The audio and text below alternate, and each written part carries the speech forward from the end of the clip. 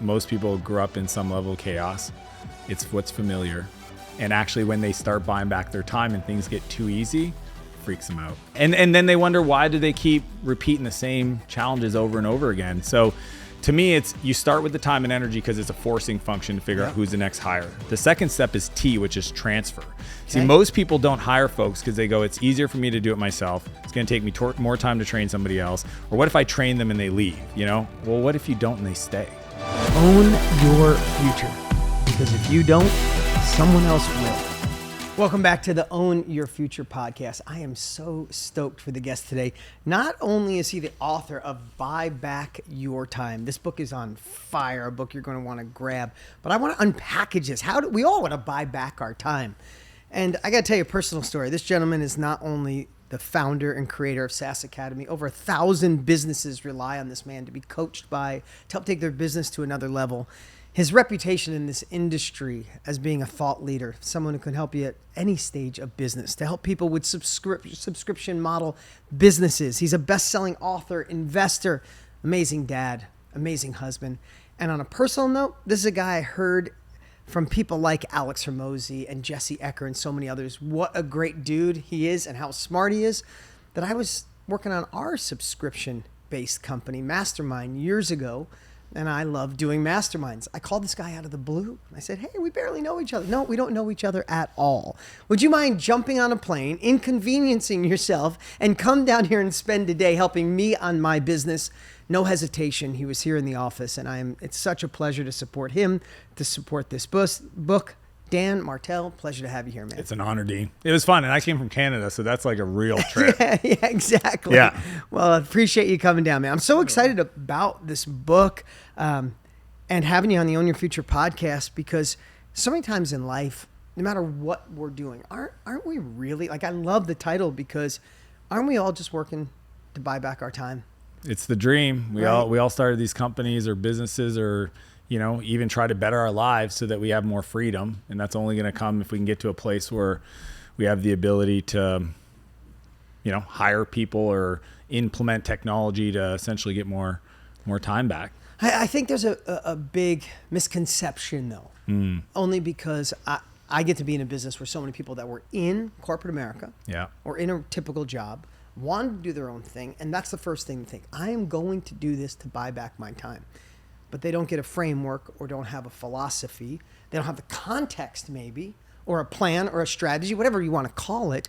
And what happens so many times is that they leave the thing that they hated and they enter something else they hate, because now they built a business that basically is a job that eats up more time. Dude, so good. Than they did when they were working for somebody else. So my mission of this book is literally to help people build businesses they don't grow to hate. Yeah. You get it. We've all seen it, right? It's too much. Yeah. That's usually when they come to you or come to me. Yep. Right? So give me some of the top philosophy. I have so many questions to ask you. I'm going to try not to have ADD today because I have a lot. But dude, you and I both. Let's start with buy back your time. What are some of the core principles? Somebody's watching right now and said, I want to start. I'm already in it. I see this happening. I know I can make this impact. I know I can make this money. How do I do it? Man, I'm not going to be here for my kids. I'm going to miss the teenage years. I'm going to miss the high school years. How do they start that? There's a lot. I mean, the buyback principle, which is the core process, I call it a first principle, is we don't hire people to grow our business. We hire people to buy back our time. Yeah, I love people that. need to write that down, because if you do the first, hire people to grow our business, we'll actually not get the second. But if you do the second, hire people to buy back our time, we get the first. So most entrepreneurs end up experiencing what I call the pain line, right? Where the more they grow, the more pain in their calendar, chaos in their calendar will show up, right? You know this. If you say to this entrepreneur, here's the strategy to triple your business, they drag their feet, right? Because inadvertently they're sabotaging themselves, right? Because they know that more growth equals more pain. And what I've learned a long time ago is entrepreneurs will never grow into pain. It's impossible. It's like me holding a knife to your throat and say, step forward. Yeah. You're just not going to do it. So most people hit the pain line. They either decide to stall, sell, or sabotage, right? And what I offer people is a completely different approach. And it's called the buyback loop. And the buyback loop states that once you feel pain in your calendar, and I do it maybe 2 or 3 times a year, you go 3-step process. The first one is audit, okay, ATF. Everybody needs to write this down, ATF. Audit is your time and your energy, right? Yeah. And the reason why it's when you look at a 2-week audit of your calendar and you look at what lights you up, what takes your energy, what has a low cost to pay somebody else to do, what has a higher cost. If you took all the stuff that's red, sucks your energy, and low cost to pay somebody else to do, and you put it in a bucket, that is the only next hire you should be making. Yeah. Because that is how you build a business you don't grow to hate. That's why Pace Morby said we should chat. Oh, yeah. He's like, no. Everything you're talking about. Yeah, we have the same philosophy, right? And I want you to keep going because I love being transparent, especially here. I feel so comfortable with this group of people. I feel blessed they made this podcast one of the top podcasts in the world, and it's in its category, and that's everybody from you guys watching and sharing. So thank you. But I like to get really transparent. Though I teach that, though I've been blessed to build multiple big companies. I've exited out of 2, and now I have another. We have 2. Tony Robbins and I have 2 more growing exponentially. Feel beyond blessed. Though I teach that, though it's been my philosophy that got me here, there's still days if I don't practice it, and I bet you feel the same, where I go, 100%. how did I let myself get back into this? Yeah. I have 4 kids now, 2 little ones and 2 teenagers, and I'm like, I'm missing softball. I'm going to miss that practice. And I haven't been on a date night with my wife in 3 weeks. How the hell did I let that happen? Yeah. So the reason I say that, I'm the guy that has multiple New York Times best-selling books, like this amazing book. Teach it. I live it. It got me here. But it's like this old version of us. Yeah. And this is why I love talking to you about this. And I want to go deeper on this. I always feel like there's this old version of us. It still has like the hook, and there's still a reel that every once in a while, if you're not paying attention, it reels you right back. And then, but what I love about what you wrote in this book, what I love about what you do is when you have a framework, as soon as you recognize it, you know the path to get back to where you need to be. Yeah. And I think where most people, they just don't have it's the unknown. It's just overwhelming. Screw it. I'm going to go drive an Uber. I can't handle this. No, you are a brilliant human who should be thriving and changing the world. You just need a plan. Yeah. I mean, the truth is what you're describing is most people grew up in some level of chaos. It's what's familiar. And actually when they start buying back their time and things get too easy, freaks them out. And they throw huge hand grenades. They like lob the pin in their own life. Yeah. And then they wonder, why do they keep repeating the same challenges over and over again? So to me, it's you start with the time and energy because it's a forcing function to figure out who's the next hire. The second step is T, which is transfer. See, most people don't hire folks because they go, it's easier for me to do it myself. It's going to take me more time to train somebody else. Or what if I train them and they leave? Well, what if you don't and they stay? So my whole thing is transfer. Dude, it happens all the time, man. God, that is so simple and so true. Yeah. Write that down. Think through what he just said. Yeah. So transfer in my world is this methodology called the camcorder method. So I record everything I do today, knowing that someday somebody else is going to do it. So as I'm doing it, I just record all these little clips, put them in a folder. So when I make that hire, I give them 20, 30 hours of recordings of me talking out loud. And they create what's called the standard operating procedure. Not me. See, most people go away for a weekend and say, that's so good. It's so many times, you have your, and I don't mean to interrupt. I just want to go deeper on some of these. Sometimes there are core competencies. What I've seen over the years, I've been in business since I was 17. I'm 55 next month. I can't believe it goes quick, too quick. But there's some things that you think through time. This is just my core competency. I could hire someone to do that, but they could never do this. And I think that's one of the biggest lies we tell ourselves. Like I was at Pace's mastermind. He asked me to come speak, and I drew a circle all the way down like a bullseye down to this dot. And I said, that dot, let's say that dot is your core competency. When you live in that core competency, that unique ability, that flow, maybe you're making 10 grand an hour, 1,000 an hour, 500 an hour, whatever. I don't want to, 100 grand an hour in that spot. But all the other rings of the bullseye are what suck us in. Take us away. But what I see over years is as you get wiser and more time and more immersion in a business and the size businesses you run and invest in, you realize the more you could chip away and not be doing those things in the outer rings, then maybe at first you get somebody to do $20 an hour stuff because you got an ROI. Yep. And then eventually you get people doing $500 an hour. And then there's sometimes you might have people at 10 grand an hour because when you're in your core competency, you're making 100 grand an hour and you're kind of chipping away the rings is how I described it, looking at an ROI on each level. But what I love about what you just said is there are some things that I've lied to myself for years and said, no one else can do this. I have to. This is my unique thing that got this business here. And I was lying to myself. And you just shared a way on recording what you do, because where I've gotten stuck, and I love being honest so people know that we all deal with this, is there certain things where my team will say, hey man, could you just create an SOP on how you do it? And I'm like, I can't. I don't know. It comes to me. Like last night, I woke up at 2:30 this morning. I whiteboarded something for our next phase of one division of our companies. It came to me last night. I went to bed. I couldn't sleep. I got up this morning. Today, the team is here. I called them at 6 o'clock this morning. I said, have the whiteboard in the studio ready for after, because I'm going to whiteboard it and I'm going to just record how I came up with it.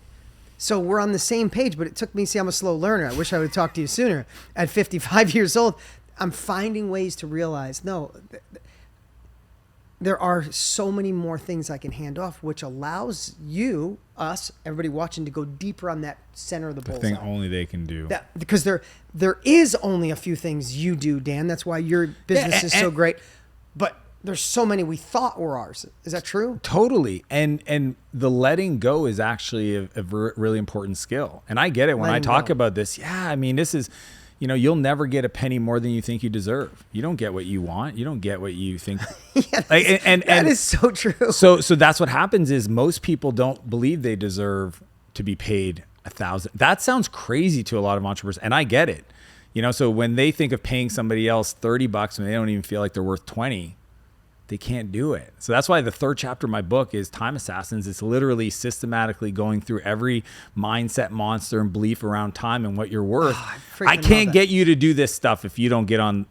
You know how it is. Yeah. It's a mindset problem. Oh my God, this is so good, Dan. We could have a 4-hour podcast. I know. Pace is like, talk to Dean. I'm like. So I don't consult anymore unless if I love the company, get some equity, I have time, and I just know that I can bring some fuel really fast, right? But it's hard. I run a couple companies with Tony. I help run his main company, and it's fun. I'm just really enjoying this phase of my life. Mm-hmm. Busier than ever. Busier is having a 1-year-old today. She's actually 1-year-old today, my little girl. Yeah. A 3-year-old, a 14, and a 16, right? So it's busy.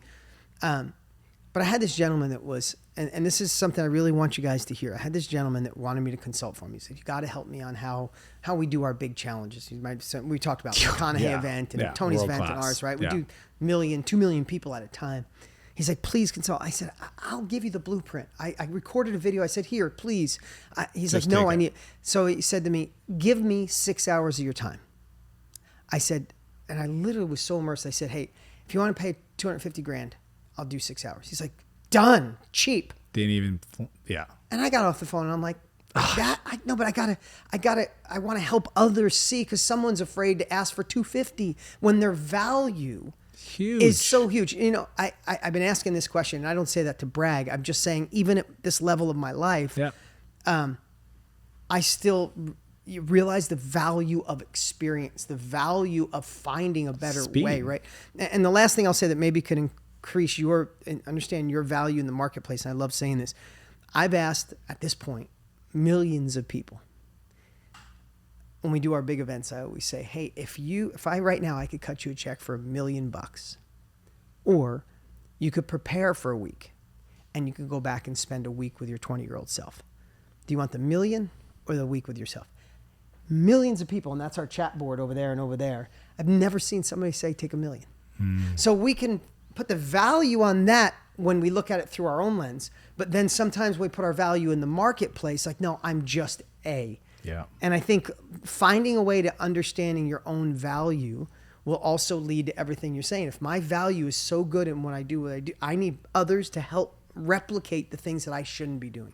Yeah, there's two stories that come to mind when you share this, because it's brilliant. Like that thought process is what's required. My dad, growing up, owned some real estate, a couple properties, and every Sunday he would spend the whole afternoon mowing these lawns. And growing up, I was like, this makes no sense. Like, you own the building, you're not the first person. Go get another building. Yeah, it just sounds crazy. And eventually I just said, Dad, why do you do this? And he goes, I like to do it. And I said, well, if you like to do it so much, why don't you do the neighbors? He goes, well, I don't like to do it that much. And I go, well, then your definition of like and mine are completely different. So there's that. And then the other thing that people should consider is, whatever you're doing, would you allow somebody to pay you to do that for them in their business? Think of that. Oh, this one. Ooh, they're not going to like this. Not in a million years. Are you booking your own travel? You know what I mean? Like, ask these questions. Do you book your own travel? Do you do this? Do you do this? They go, yeah. I go, would you allow yourself to be paid to do that for somebody else's business? Right. No, you wouldn't. Yeah. And I always think about, it's funny, this is why people said we'd have fun talking, because I tell a story about mowing my own lawn back in the day and my dad getting mad at me because I hired someone else. And he's like, why would you hire someone else when you do it yourself? I'm like, because at the time I had a car business. I said, if I go work the day Saturday, I'll sell 2 cars. Back then I made $1,500 a car. So if I go to the office, I make $3,000. If I stay here, I save $50 by mowing my own lawn. And there was a philosophy. I remember my dad's an amazing man. I love him, but he was broke his whole life. I retired him when I was 27. I've been giving him a check every week since I was 27 years old. Smartest man you've ever met. Graduated top of his class. Got almost 100 on his SATs. Everything this guy does, he still remembers when he was a year old. He's 87, but still never made more than $35,000 a year of that. Do it. If you could do it all yourself, why would you hire someone else? And the philosophy I got, and I don't mean to dominate this conversation. I want to hear more about your book, and I'm going to shut up after this one. But the philosophy I got that I know you live by, I can hear it, is I just started attaching an ROI to everything. I could pay somebody $50 to mow my own lawn. If I could make 100, would anybody on this call, would you take a 2 for 1? If you spend $1, would you love to get back 2? How many times would you do that? Unlimited. Unlimited. So if I can even, somebody mows my lawn for 50 and I can go make 100 every day of the week. But if I can pay 50 and go make $3,000, well, where else can I do that? And the last thing I want to share with you, because you just sparked some things, is I don't do anything around my house because I don't change my own light bulbs. I don't take out my garbage. I don't mow my lawn. I don't know if the garage door doesn't work. We call somebody. Pace told me the story of your mom over saying, where do I put the garbage? Yeah, my mom said, what day does the garbage go out? And I'm like, I don't know. She goes, you've lived here for 5 years. I'm like, it just magically gets out there. And my mom was upset with me until I explained this philosophy. I said, Mom, I'm in the middle of writing a book. My last one sold 1 million copies. Should I go out and take the garbage out, mow the lawn, change that light bulb, or pay somebody $30 to go do that and write 2 more chapters of my book? And she's like, oh my God, babe, why don't you teach it? Why didn't people teach us in school? I'm like, well, anyway, I'm going to shut up. I want to know more. What's next and buy back your time? Yeah. So that's the transfer side. Cause I know that if it's hard, people won't do it. So we record ourselves, we give it to somebody else, and then we have them create the SOP and follow it. And people say this book is one of the best productivity books out there. I said, I appreciate it, but they also say it's a leadership book. Because what I know is about entrepreneurs is they're a little cuckoo. And if we don't give them a framework for interacting with people, we're going to piss them off. We're going to get upset. They're going to quit. We're going to fire them. Like this has been, it's how you hire. All that stuff is in the book. But the last one is Phil. And I think this is where we're going to have a lot of fun is now that you have that time. You say like, would you trade $10 for $50? So that one's the easiest, Phil, where you just do, if you're a logo designer, design more logos. Yeah. If you write code, if you're an agency, whatever your thing is, do more of the thing that gets you paid. Yeah. But at a certain point, when you then buy back that time and you're no longer, if you own a landscaping company, doing the landscaping, that's where people actually get like, what do I do with this extra day, 2 days? If you hire an executive assistant, you get 30 hours a week. And that's where I talk about the beliefs, right? What worldviews that I have, the money beliefs, the productivity beliefs, the people beliefs that they're not supporting me. What are the skill sets that I need to acquire? So where's the gap from where I'm at, where I want to go? What I got to make a list. We do it with our team. We call them learning and development plans, but like, here's the skill sets. And the most important is, what are the character traits? Dean, you teach this. And what I love about this conversation is you got to ask yourself, somebody that's running $1 million company, how do they act? What kind of discipline, what kind of motivation, what kind of communication skills, like what are the character traits of that individual? Because, John Maxwell talked about this a long time ago, the law of the lid. The business will never grow, to the level of your goals. They'll grow to the level of the leadership.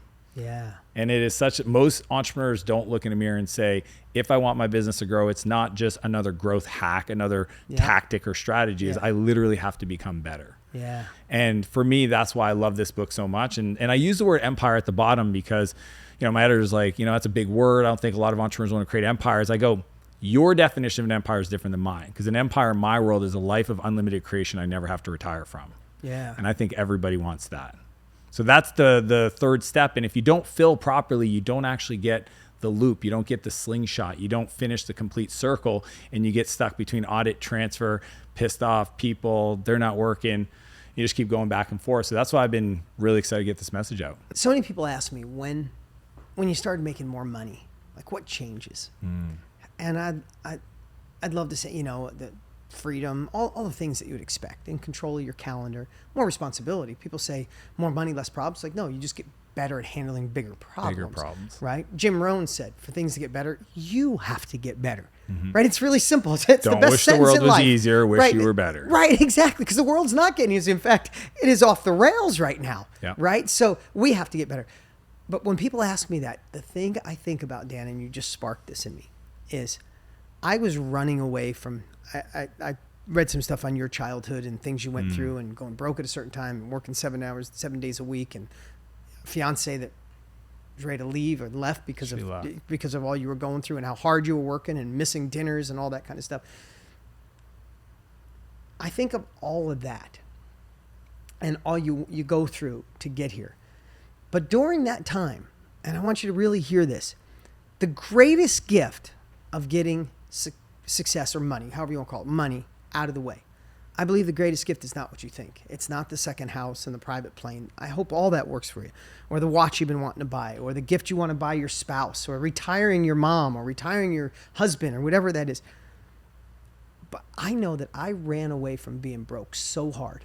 My parents weren't in control. They didn't make any money. They divorced and married 9 times between them. We got evicted from our trailer park. Like, I was running so hard away from that's all I focused on. I didn't work on me. Then there was a moment money was out of the way. I'm like, I'm okay. And the only thing left standing was the guy in the mirror. And it was the scariest time in my life, because it's like, I'm not going to go broke. Whew. I can afford the things I wanted. My family's safe. I retired my parents. My kids are going to be okay. Shit, I got to work on me. And I remember this moment. So the greatest gift was that got out of the way, and I had to look in the mirror and the stuff that happened as a childhood, 9 marriages and some crazy stuff, and my dad who went through really violent years, and I had a bleeding ulcer at 12, and some of those things I ran away from. I was divorced before. Like, I don't think I cherished relationships at the level I should have. It was just a thing. It's because my parents just run away from marriages. They don't work, you run. Like, that's what you do. So you're like, taught. so you put a shell around your heart. You don't let anybody in. So all these things that I didn't know were there, Dan, when money was out of the way, man, they were loud.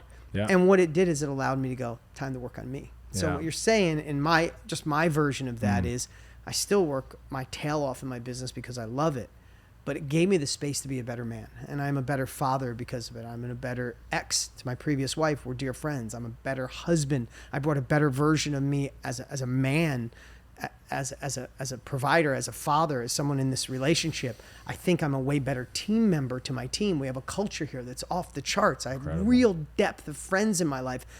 And none of that wouldn't have happened if I didn't figure out these ways to buy back my time and go, oh crap, there's space, Dan. Yeah. Well, see, what happens though, Dean, is I don't know if you experienced it. It was true for me, is that all of a sudden I had to look at, I was like, all the money people think it's going to solve the problems. And then all the problems technically are solved, and you still feel the same exact lack. Yeah. Just like insecure. I get it. It was crazy. And I remember somebody said this once. They go, at the end of the day, when you get the money will just make you more of who you are. And if you don't do the work, that person that it gave you that dark energy, that fuel to drive you. For me, it was like proving my dad wrong, and every person that didn't believe me in high school, and the jail guard that said I was a piece of shit, and all this stuff. Like, and then eventually I was by myself with the money, and I realized I still felt that way. Yeah. And that's where I had to look and say, okay, it's time to do the work. And that's for me where it shifted to be more about the light energy. And I think dark energy is like diesel, and it'll get you going. But at some point it has to transition to something more aspirational. Pulling rather than running. Because running away, you're being pulled towards something it'll better. Absolutely eat you up inside. And I think that's one of the biggest gifts, if you allow it to, is, and there's this great quote that says, become the person you needed most in your darkest days. Ooh, I love that. And when I went through my darkest days, and even today when I think back, when people go like, why do you do all this? I know damn well why I do all this. Yeah. Because I asked myself, would that 15-year-old boy listen to the man I become? Yeah. And I don't know if it's a yes 100% all the time. So those are my edges. Those are my opportunities. I love it. Yeah, I think. I love that you wrote this book. Seriously, if you guys watch me, I hardly ever promote anything, but go get Buyback Your Time. Amazon? Yeah. Best way to get it? Yeah. Even your bookstores. Go to Amazon. Did you record it as well? Yeah. I record myself, and I added bonus chapters to answer the questions that always come up. And it's okay. So I got the hardcover. The Audible is the best. I'm going to get the Audible because that's easy for me. So that'll be my book next week. Awesome. Now that I've gone through the hard, I comprehend way better listening than reading. So amazing, great work. And this is so needed in today's world, especially where, I mean, listen, I think we've had 3 years of uncertainty. I guess that's a good word. Yeah. But I think it's been so long, and we became, because of everybody being home and crazy politicians. You're up in Canada? Yeah. Just as crazy? Craziest. Just as crazy. I'm watching yours and ours. Justin crazy. Yeah. It's insanity, right? Yeah. And it's pushed people apart to say, hey, if you believe this, we can't be friends if we're right. It's just the craziest time. So we got that insecurity. We have obviously inflation and gas prices, and now 2 different wars going on around the world where it hurts people's hearts. And what are the beliefs, and how do we come bring this all together? And then simultaneously, it doesn't look like it's getting better. And if you look at people smarter than me, said, hey, everybody said we were in a recession. That was nothing compared to what's coming. I hope that's not the case. I'm an optimist. But I'd rather talk about it and be more prepared than to react. And I think why this book is so timely is we just did a big event a couple weeks ago, monster event. And on the way in, we ask certain questions so we can really serve the audience, right? Let's meet people where they are. More than ever, things that popped up were time. I don't have time. In a place where now we have electronics that supposedly buy us back time, right? Distractions. Biggest lie. They're distraction, right? Yeah. That's why I love you. Have professional distraction devices. Yeah, I love that, right? But time and lack of joy. Now, this is people, either entrepreneurs or on their way to be an entrepreneur. Usually it would be, hey, I want to make more money, or like, it was always money. Money was third. It was time, lack of joy, and then money. So you picture you're talking to entrepreneurs, and it's like, man, I just want more time, and I want to be happier. And yes, I want to be successful. Yeah. Where it used to be success. I hope that leads to joy and more time. And I think this book is so timely because we have more time if we know where to look. We have more time if we could be disciplined to say no to the things that don't serve us, don't serve God, don't serve a bigger future, don't serve more income, don't serve freedom, don't serve the man or woman you're meant to be. But people just aren't doing it. So I was having a talk with my buddy Brendan Burchard, who was in last week when we were doing this event, and he said uncertainty has been the last 3 years. He said something I thought was really cool. He said, we've gone beyond that. We've lived in uncertainty so much, people are truly disappointed. Oh, so good. And he just let that sit. He's like, they're disappointed they didn't make a move. They're disappointed in their job. They're disappointed in our government. They're disappointed in that they're just sitting on their hands when they know they have something that could change the world. And I was like, holy crap, I'm not going to use the word uncertain anymore. We've transcended past uncertainty. Now we're in this disappointment. And when you're on disappointment, I literally went like this. We were at dinner. I'm like, the physicality. Yeah. You sit on your hands. You feel that. Like, I'll just wait and see how things go. And this is the time where I'm like, no. Like, I am reinvigorated over the last couple of weeks, especially that conversation. And I spent a couple of days with Tony Robbins, my partner. So you get these group of people, like this conversation with me, it lights me up. I'm like, oh, I got to do more. I got to wake people up and say, this is not, get off your freaking hands. Like, this is a time where most people are going to sit on their hands. So if the world goes in a crazy spin, your opportunity is greater if you could buy back your time, you could lean into your full potential, if you could take uncomfortable action and you can keep moving forward. So I love that you did this now. And I would continue to do podcasts and scream from mountaintops to spark, because, you know, those listening to this obviously follow me. We all have a voice that speaks to us. Mm-hmm. And as you read this book or follow Dan, you realize he might have a voice that also aligns with your philosophies or where you want to go. I want to shift gears a little bit. You are known as the absolute coach for those in the subscription-based business. Thank you. SaaS, subscription-based business.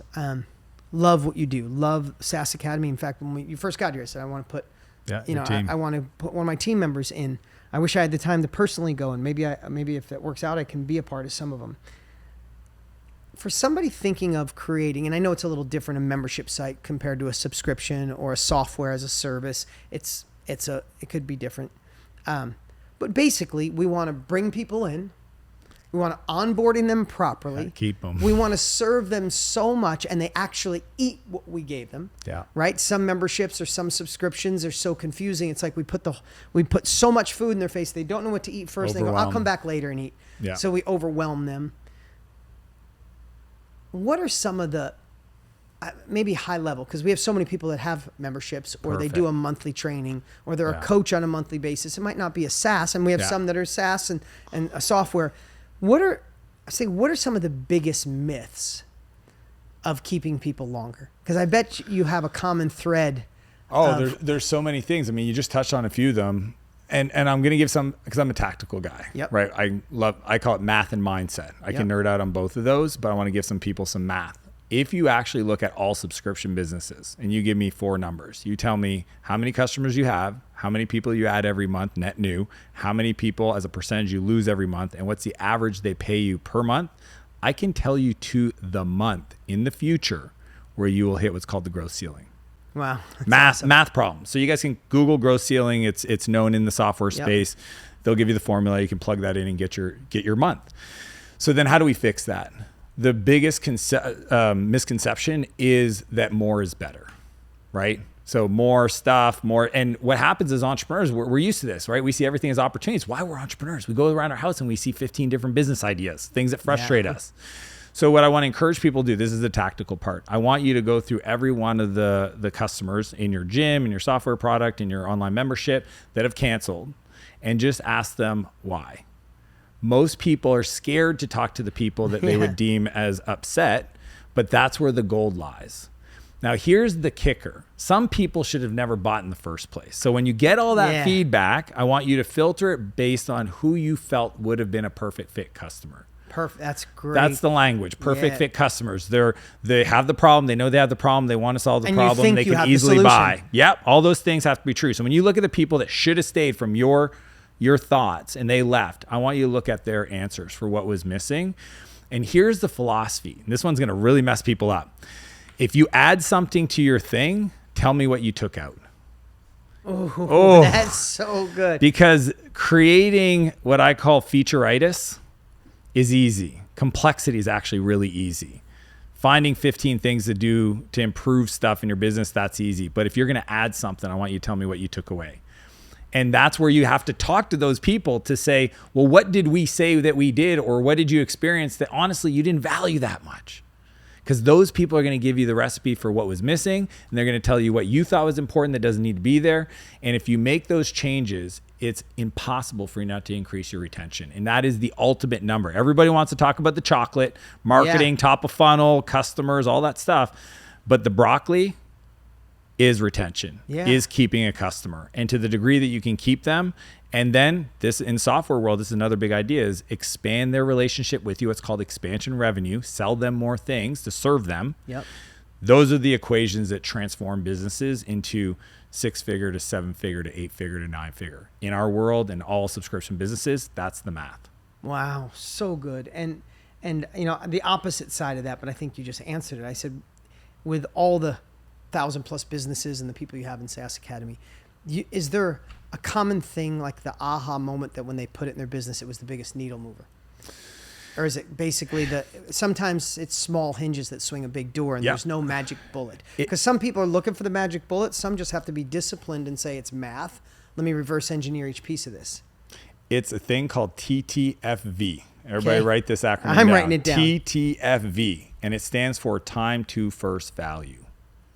Some people call it core value. Some people call it an aha moment. Some people will call it a magical experience. But essentially, you need the thing I just explained to reverse order the customers that were upset.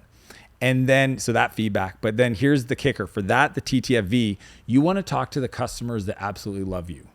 Okay. And what you want to ask them is, what do you believe about our product that caused you to absolutely love us? And then get more people to use that. In the first experience, it's called, I'm not going to get into more acronyms, but in that first time your customers use the product, whatever your best customers that have stuck around the longest told you, when I first used it, this thing absolutely crushed it for me. You want to front load that initial experience so that you can get everybody to time to first value, to bring that down into days, if not hours, if not minutes. Because I'll tell you, it's a compound effect. Some people have thousands of people sign up every day for their product. Okay, cool. But how many of them activate? How many of them experience time to first value? Oh, we don't measure that. Let's figure out what that is. We don't even know what that is. And you see, and I know I get to witness this from the outside, and I'm always working on trying to balance the two, is a lot of times you get someone who is obsessed with everything you're sharing. They build the perfect software, they build the perfect onboarding, and they have this philosophy like Field of Dreams. If I build something so much better than everybody else, they will come. And they don't. And I watched a lot of SaaSes in Silicon Valley raise the money. Tons of money. Stuff I use, go, this thing should be a monster. But no marketing. And on the opposite side, people build something just good enough. And I picture it like a spaghetti colander, right? It's a bowl, kind of, but it's got holes in it. But they're so good at marketing that 1,000 people a day, and you and I both know a couple of businesses we're probably thinking of, some of them are friends, 1,000 people, 1,200 people a day go into the bucket, but they're leaking out nonstop. So what do? Get better at marketing. You just got to fill it up.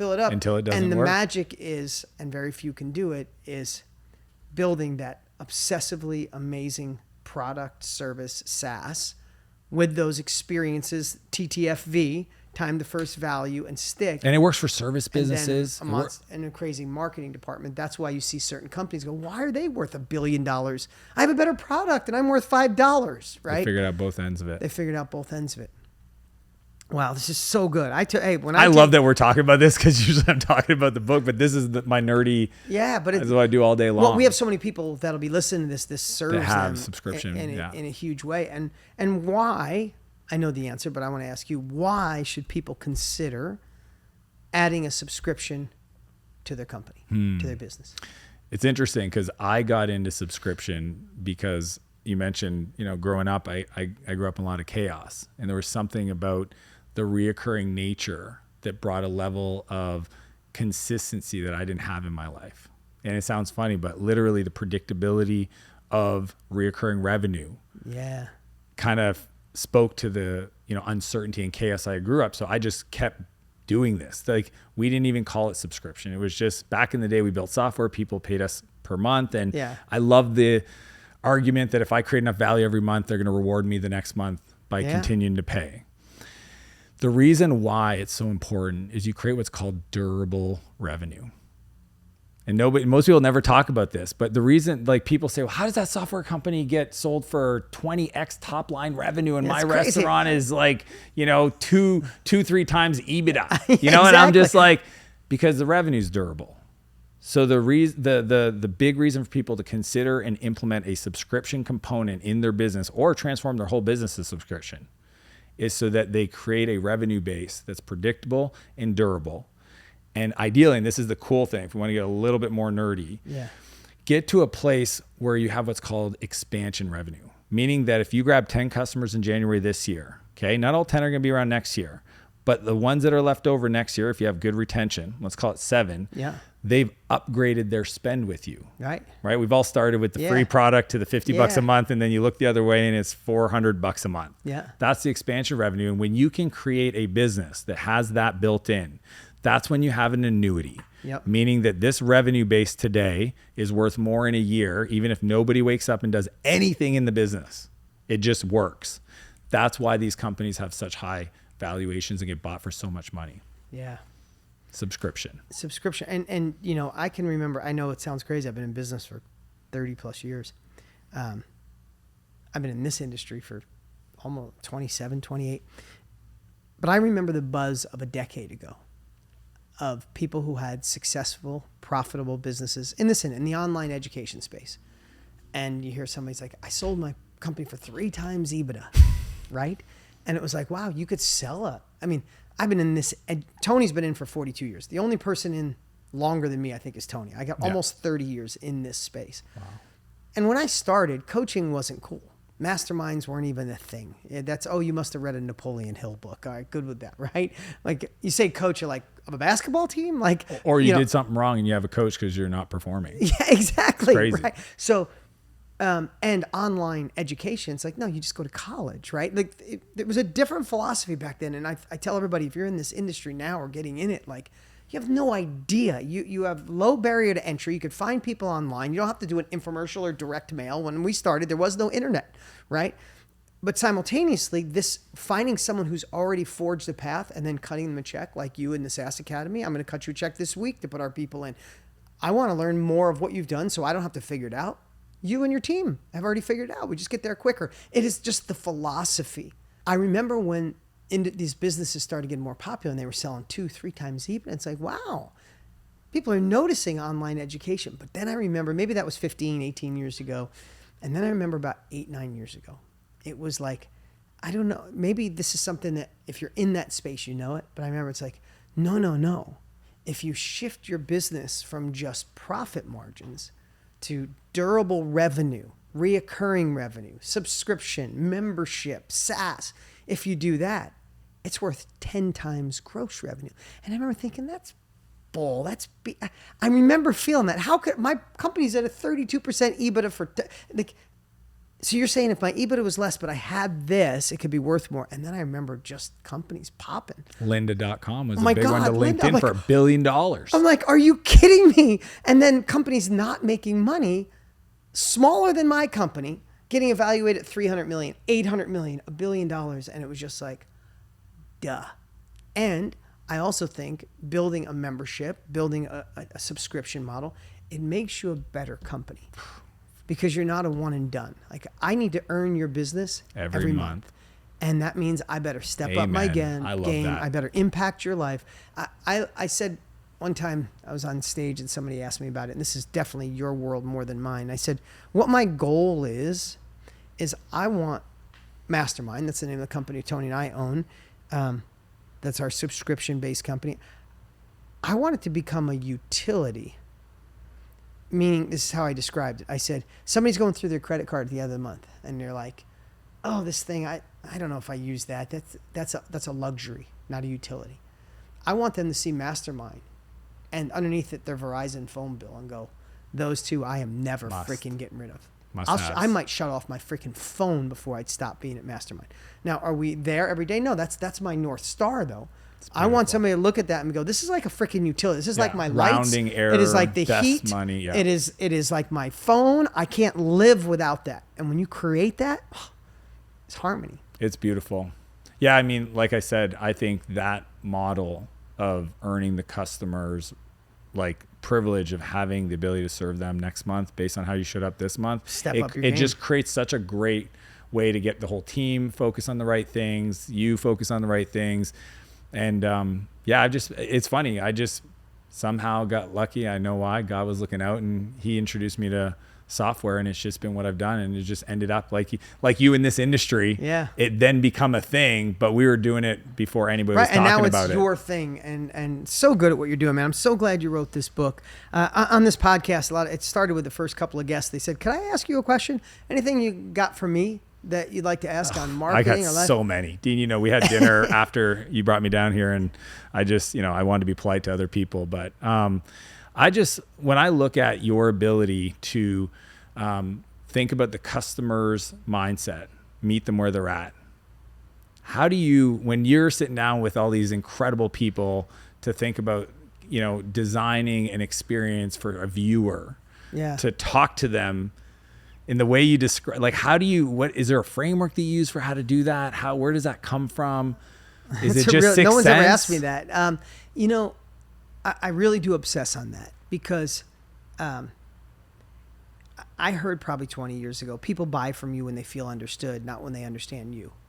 And that's the framework I've been living by for probably 2 decades. And what happens is we fall in love with our product so much that we get tone deaf to what people are really feeling, not even what they're saying.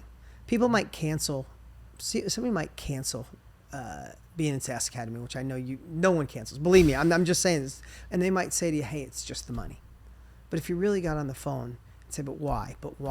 It's like, because my wife said I'm in too many of these damn masterminds and I'm not home enough. And I got to be a better dad. It's like, oh, how do we fix that? Could we get you virtual 2 times a year, and maybe we do one closer to where your area is. Most of the time people will say, and it's the same thing with thinking. Like sometimes we go, we built this thing, we know people need it, and we march to our own beat. And I always stop and go, yeah, but how do I live inside their head? What are their fears? What are their goals? And if you're in marketing, you know this, but how deep are you really going on it? So I'll give you an example. You watched what we did with McConaughey. Yeah, 100%. So we've done 10 events at 1 million plus people, right? People. It's crazy to think McConaughey was that's 2.4 million, right? Day one, 2.2 million people watched. We know how crazy that is. Think about going to a football game with 60,000 people. Doesn't make sense. Right? And it's beautiful. And it's, exponentially bigger than that, right? So anyway, so I'll tell you, I'll give you an example. So if I'm doing an event with Tony Robbins. This is Tony's world. He's the leader in this world. He's impacted so many lives. He was my mentor 27 years ago. Same. If you know Tony, you know his energy. You know some of his or say yes. Like most people that show up, Tony will say, make your move in the beginning of the event. Oh. And 12,000 people go, yes. I'm like, how did they We scream it in our house. Yeah, I'm like, how did you know that? Yeah. Right? So we're doing a big challenge with Tony. If I enter their conversation in their heads, I'm thinking to myself, this is somebody that might be thinking, Tony might be a little much for me. He's that motivation guy for the new people, but I want to test drive him. So I want us to talk to that person. But I also know the diehards that have been saying yes in their kitchen with their kids for 30 years. I don't want them to feel like, don't talk down to me. I already know you, Tony. So I will think about the 3 top voices. Ooh, that's and I'll good. go, how do we craft something, Tone, that speaks to all 3 of them? Without alienating anybody. And not just alienating. The people that are our family are like, hey, let me help the newbie next to me. You got to say yes louder, right? So I'll think in their mind, right? But let me fast forward to McConaughey. I read McConaughey's book. I get done with it. I'm like, damn, the world needs more McConaughey. Green Light, so good. Green Light, I listened so to good. it. Me too. Like, So good. I was mad when it was over. Yeah. Right? I was like, that just ruined me for any audiobook going forward. Yeah. So his voice. So I'm like, so I had a mutual friend. I reached out. I sent McConaughey a 7-minute voice memo. I'm like, hey, Tony, and he knew who we were. I'm like, if you're going to do this, man, do it with us. We've never done it with anybody else before. We want to give you everything we've learned. Let's do this massive event, change the world, and let's go deeper. I said, your book is inspirational, amazing. Let's make a course that's transformational. Let's keep him accountable, give him freaking homework. He loved the concept. The man worked his tail off. My whole point, though, is now we're going to do an event. We got 2.5 million people registered. They're not on my database, and they're not on Tony's. Maybe 30% were on our databases, and we got the biggest personal development probably and success databases in the world, I think, between the 2 of us. None of these people are on our database. And I'm thinking, whoa. If I talk to these people like you're already in personal development, you get it. These are people that just enjoyed watching, like me. Yeah, rom-coms. Except and some they've of been his watching best his work. rom-coms. It was 78% women registering.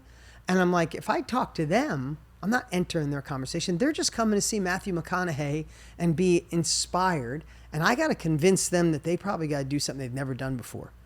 They got to pay for speed. They got to pay for next level education so they truly implement it. So my whole thing was, every time I come up with something, I'm like, they're going to say, screw that. Why the hell is McConaughey selling? Isn't he rich? Why the hell is McConaughey selling something? He's a freaking actor. Like, and I didn't want the guy to be criticized. I would have said no to the campaign if I thought in any way it would hurt his reputation. Because he is a really good man. He's a really good father, a really good family man. Loves his freaking wife. Moved out of Hollywood to really build a family in Texas, right? So I just kept thinking, I got to serve this guy by meeting his people in a completely different spot than mine or Tony's or anything else we've done. So I geeked out in the Facebook group with what they were posting. I entered their thing, and you watch it. It was a completely different presentation than what we did because we met those people where they were. And simultaneously, I knew what they probably had to overcome in their head. Why do I really need this? I've never done personal development before. Do I really need a course? And through the entire time, I was slaying those dragons. I was saying, hey, I know you're probably thinking. And then, I started like, you're probably thinking, who the hell's Dean Graziosi? I just want to see McConaughey, maybe with his shirt off. And everybody laughed. It was hysterical because you could see. But I know that was a long answer to a short question. But I really try to put myself in their shoes at the deepest level possible. And I don't just guess. I'll find forums. You're in the Facebook group. People need to understand that. I will literally go find Facebook groups with those clients in it. and spend 5 hours, 3 o'clock in the morning. I'm Read. still reading and reading. Go, Yeah. God, I forgot what it was feel like to feel hopeless. I So forgot what it was beautiful. like to feel like when, and there's some things I never knew. Like there was so many women, this last thing I'll say, there was so many women in the group between 40 and 60 who were the badass moms, the PTA mom, and they dedicated their life to being a mom. And now it's their turn and they don't know where to start. There was a ton of women who were badasses in their career, the go-to woman, but they put in the time. They made the money. The kids are through college. What the hell do I do with this experience and how do I find purpose again? So I was finding emotions and I was calling anybody I knew in that age, in that demographic, and they started telling me, yes, it's like, I want to do my own thing, but where the hell to start? And technology's too confusing and my kids know TikTok and I don't. So I sit on my hands and I do nothing and I drink a glass of wine just to get through it. I'm like, I need to talk to her. I'm talking to her. My first monologue when I started, I talked to her. In my head, I'm picturing a mom that's a badass, that's sipping a glass of wine, trying to figure out, what do I do next? Okay, we got you. So anyway, that's the way I think. It's mastery. It's beautiful. It's your gift. It's awesome. Well, listen, I appreciate you so much. I appreciate the way you think. I'm so glad to have you on this podcast. Right now, if you're watching, I'm holding up Buy Back Your Time. If you're not watching, I should say, if you're not watching, I'm holding it up.